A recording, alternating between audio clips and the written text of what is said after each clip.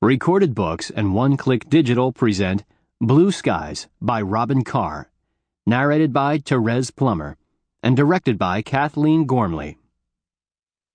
One Click Digital provides free audiobook downloads in partnership with thousands of public libraries. To see if One Click Digital's extensive catalog is available to you, visit your library's website. And now, Blue Skies. Chapter 1. Nikki stood at the grave of her ex-husband and thought, "This is the last way I expected to get custody." Beside her was her 14-year-old daughter, April, quietly weeping. On Nikki's other side, 11-year-old Jared stared straight ahead, stoic. Nikki could sense her father, Buck, towering behind them. He would be scowling, she knew. Buck had hated Drake Cameron and probably considered his death just one more thing Drake had screwed up. Next to April stood Nikki's mother and Buck's ex-wife, Opal, seriously soaking a hanky.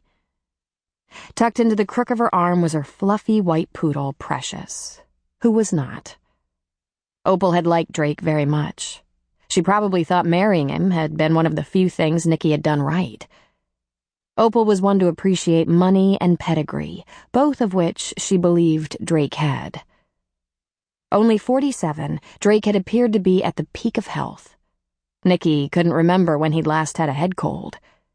Yet April had come home from school and found him face down on the floor in his bathrobe, apparently dead since morning.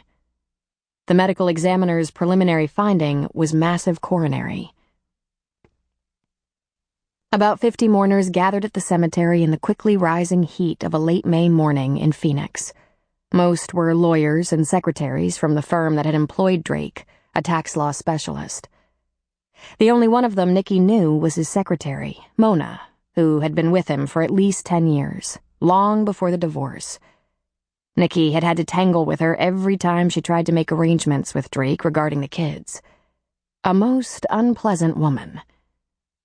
A couple of teachers from April's school had also come, as well as Jared's principal and one of the soccer coaches. A small knot of teenagers, April's friends, stood slightly off to one side, trying not to get too close to the adults. It wasn't a big crowd. Like Nikki, Drake was an only child. His parents were deceased, and his rigid, domineering nature meant he didn't have a lot of friends. It was hard to cozy up to someone who insisted on control at any price. And then there was that business about grudges. Sample complete. Ready to continue?